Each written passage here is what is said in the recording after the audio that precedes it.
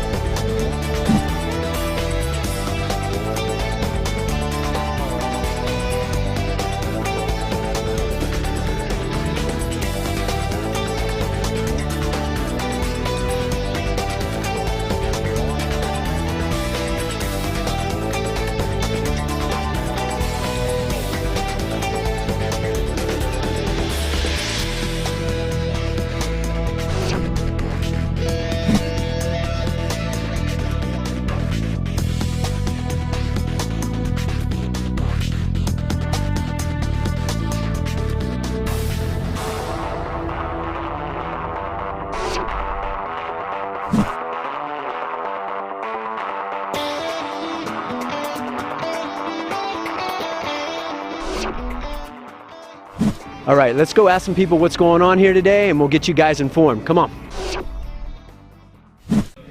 Hi, guys. We're with Kirk Knight, and he's the chief judge for the style event here. And how's it going for you today, Kirk? It's going good. We've just finished 2 rounds. We have 3 rounds remaining. We're anticipating finishing all 5 rounds of style today.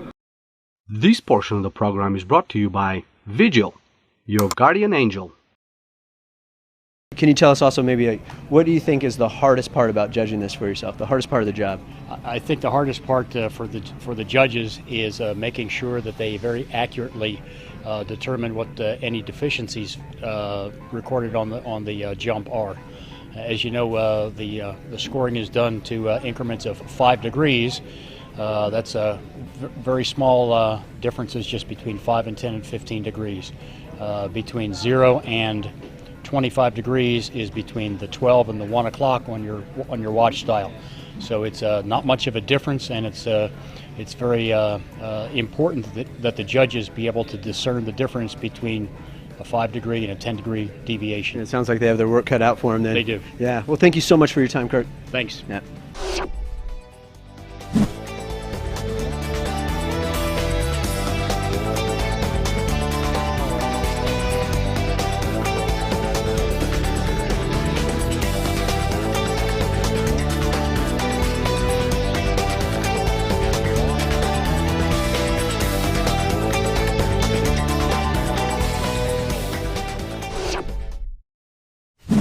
We have Bill Wenger here. Last year he was the actual meet director, and this year he's competing.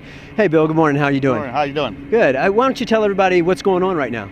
Right now we got the Style and Accuracy Nationals going on, the individual events. The first event we're doing is Style. That's where a jumper exits the aircraft at 7,200 feet.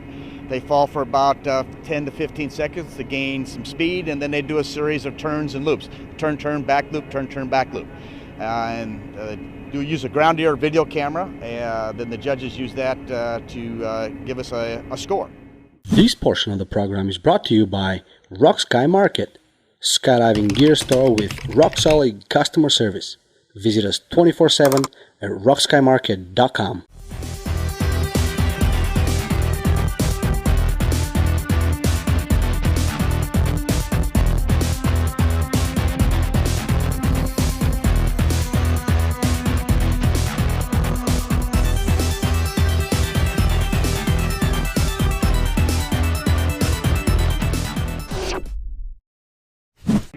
So, Bill, can you tell our viewers how does it feel going from meet director to actual competitor? More fun. No, Meet Director was great. It was a great experience. I really enjoyed doing it, but it's always fun to get back in the air and compete, especially in these events. I've been doing this for about 40 years, and a lot of these are old friends that I've competed with and against for 25 years, so it's good to get back in the air and enjoy that part of the event. Can you tell us who the favorites are this year? In the style event is probably Jim Hayhurst. He's been a perennial strong competitor, just walking in now from the drop zone. Then there's probably Marty Jones, another strong competitor in the male category. In style and accuracy, we have both a men's and a women's category. And then in the women's, it's Cheryl Stearns and Elisa Felt. Both have won many nationals, and it'll be a fight amongst them.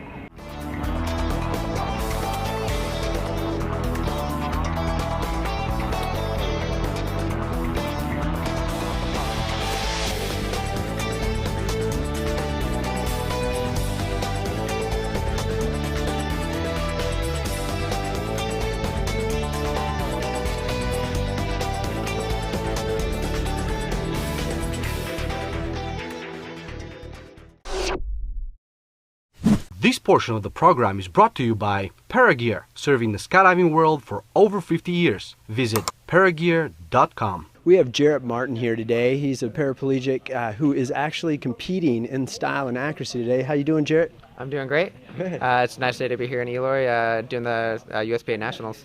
Cool. Awesome. And so you are competing individual, you competing on a team. How's it working? So I came here just thinking I was going to compete by myself in style and accuracy. But I guess how it works is when you show up, they have some people come together as a team. But as I did, they had a few leftover people, so we formed kind of like a pickup team. So yeah, it's I'll be being judged on style, accuracy, and then my accuracy scores goes towards the team score as well. Very cool. How long have you been skydiving? I've been skydiving since 2005. So I think it's like, 6 years? Awesome. And how many jumps you got so far? So far I have 3,000 jumps, most of which before my injury. Yep. So, yeah, probably about 100 jumps after the injury. Yep. All right. So the competition so far, you've done round 1 and round 2, is that correct? That's right. Yeah, round 1 went pretty well as far as I'm concerned, and then round 2 had a little hiccup. It started out when I had my legs outside the airplane. One of my shoes fell off, and so I did my whole entire style series with one shoe. A little bit sloppier than the first, but still got everything kind of done. I mean, I'm not super competitive at at style or accuracy, but it's all about coming out and having a good time. Cool, awesome. So can you tell the viewers right now, like, what is some of the biggest hurdles that you're having to overcome during this event? Everything is a huge hurdle. I mean, just the disability alone. Like, think about it taking 3 times longer to do anything. Like, one of the hardest things to do, I would say, is getting onto the truck and then into the airplane. Again, getting out of the airplane, and again, getting back in my wheelchair. I brought my dad along, who's also a skydiver, and he's helping me along with a lot of that stuff. But man, I would say everything. You have to deal with a lot of health-related issues. You can't land too hard. It's a lot of just kind of figuring things out. You have to plan for the whole entire trip. Just coming out here was a big hassle for me, and then it's it's just great to be here, and then stoked to be around good people who want to help, and it's fun to get in the air. That's awesome. So where most people may have just given up on the sport, you kept persevering. That's awesome, JARRET. Thank you so much for your time. Thank you very much. This portion of the program is brought to you by Eva, unique handmade jewelry. Visit jewelrybyeva.com. All right, guys, we have Jim Hayhurst here again. Tell us, how's the competition going so far? Oh, well, it's a beautiful day and a great start for the competition. I tell you, I personally have just been overwhelmed by this kid, JARRET, who's been jumping with us. What a cool story. Yeah. He's been on the load, he's a trooper, and he's getting out and turning style, and everyone's been helping him out. But, it's just so inspiring to see I got hurt 2 years ago and competed on crutches. Yeah. Everyone was helping me with a golf cart. But you persevered through it? Yeah, and this kid's like 10 times better than that. Oh, so great. It's been, it's really been uplifting to be jumping with him. All right, well, tell everyone, how did your round 1 go? It went good. It was a nice, solid, let's say, methodical set. Just go through the motions and make sure I did everything right. And I think they clocked it at 6.4 or so. And then everyone said this last one was great. It was 6-1, and they said it was right on. So I'm real pleased with that. It's a good start. All right. Thank you very much. My pleasure. Yeah, I appreciate it. All right. Well, there you have it. We have 2 rounds now, and we'll get those postings for you shortly.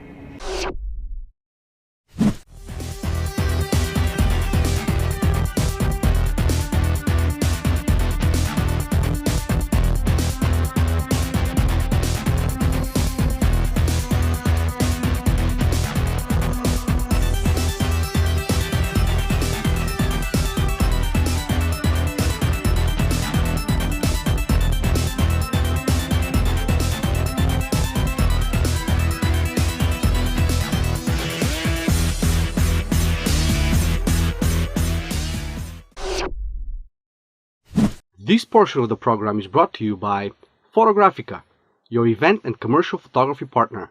Visit photographicalasvegas.com. Hi, Cheryl. Hi, pleased to meet you. Yeah, pleased to meet you. Your name just keeps coming up. Yeah, so tell us a little bit about yourself, if you don't mind. How long you've been skydiving, what you like to do? Well, actually, I started here in Coolidge, Arizona, exactly 39 years ago in October. And I've got almost 19,000 jumps and 30-time world record, 24-time national champion. I'd like to make it 25 this time, and 2-time world champion. So several world records, 6 Guinness Book of World Records. Wow. Yeah. So how are things going for you today? Your first 2 rounds you've completed already? You know, it's style. It's very hard to train in terms of there's no video anywhere in the U.S. except for the Air Force Academy. And so I'm just training. I go up high and then just try to figure out my own style and my own headings and everything else. So it's very difficult for, training environment. So I never see myself till I come to the Nationals or the World Meet.